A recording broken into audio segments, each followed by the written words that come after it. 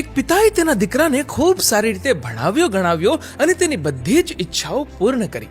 સમય જતા તે પુત્ર ખૂબ જ સફળ વ્યક્તિ બન્યો અને મલ્ટીનેશનલ કંપનીમાં CEO બની ગયો.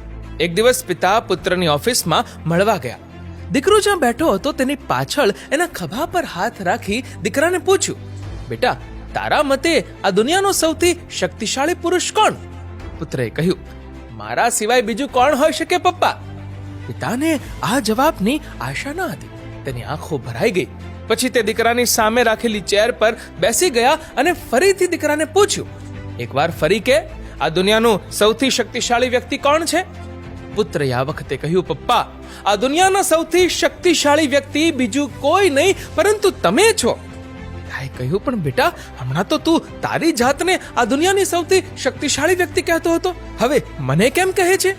ત્યારે દીકરાએ સરસ જવાબ આપ્યો, અરે મારા વાલા પપ્પા, એ સમયે તમારો હાથ મારા ખભા પર હતો અને જે દીકરાના ખભા પર પિતાનો હાથ હોય ને એ વિશ્વનો સૌથી શક્તિશાળી વ્યક્તિ ગણાય. મિત્રો, તમારો આ વિડીયો વિશે શું કહેવું છે? કમેન્ટ કરજો અને વિડીયો ગમ્યો હોય તો લાઈક કરજો અને શેર પણ